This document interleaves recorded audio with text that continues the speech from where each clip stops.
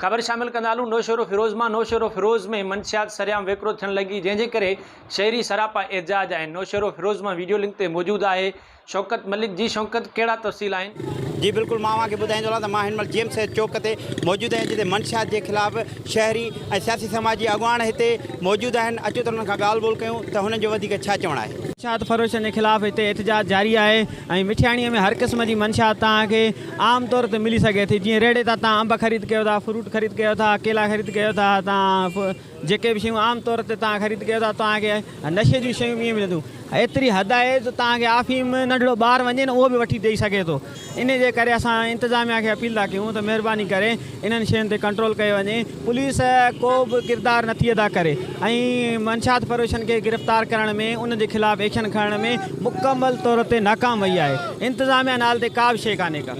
असां सम्झूं था त हीउ सॼे मुल्क जो मसइलो आहे मंशियात जो ऐं मिठियाणी जे दोस्तनि नौजवाननि ऐं मां मुबारकबाद नौजवान निकिता आहिनि। सुठी ॻाल्हि आहे नौजवाननि खे इहो थियणु खपे हिन जे ख़िलाफ़ु, तॾहिं हिन खे असां रोके सघूं था। पर उन में जेको इंतिज़ामिया जो ऐं पुलिस जो रोल आहे उहो ॾाढो अफ़सोस कोन आहे, मायूस कोन आहे। छो त थाणे जे भरिसां स्कूल में मंशियात जो हिकिड़ो नौजवान वीचारो उन में गुज़ारे थो वञे ऐं उन पुलिस खे ख़बर नथी पए। माना पुलिस एॾी गाफ़िल आहे बदकिस्मती सां जो थाणे जे भरिसां वेठा आहिनि छा, माना एॾी आज़ादी मिलियल आहे। त मां सम्झां थो त इहा आज़ादी ख़तमु थियणु खपे ऐं वालदेन पुलिस इंतिज़ामिया गॾिजी हिन जे ख़िलाफ़ु आवाज़ उठाए। ॻाल्हि आहे हाणे जेको ताज़ो वाक़ियो थियो आहे PC स्कूल में ऐं हुनजो असांखे ॾाढो गहरो ॾुख थियो आहे।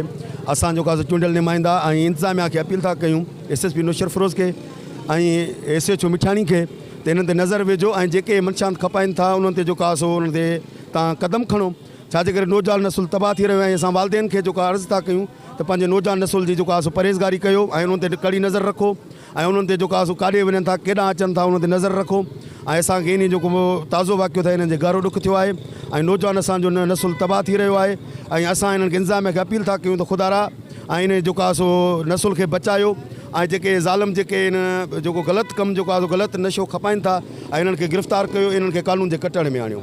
जी नाज़रीन, अवां हिते जेको अॻवान हुया उन्हनि जा तासुरात ॿुधा त हुननि जेको आहे गवर्नमेंट सिंध खां इहा अपील कई त हिते मंशियात जे ख़िलाफ़ु जेको आहे कानूनी कार्रवाई कई वञे। मंशियात सरियाम विकिरो पई थिए ऐं नौजवान नसुल हिते तबाह पियो थिए। ताज़ो हिते असांजे स्कूल हिते भर में हुयो जिते जेको लाश हथायो आहे, पर हिते जेका मंशियात जो जेको विकिरो आहे उहो सरियाम कयो पियो वञे। उन जे लाइ असां गवर्नमेंट खे इहा अपील कंदासीं त जेको आहे असांजी जेको आहे हिनखे रोकथाम कई वञे ऐं नौजवान नसुल खे बचायो वञे। कैमरा टीम सां गॾु KK न्यूज़ मिठियाणी। वॾी महिरबानी शौकत मलिक तफ़सील ॾियण जे लाइ।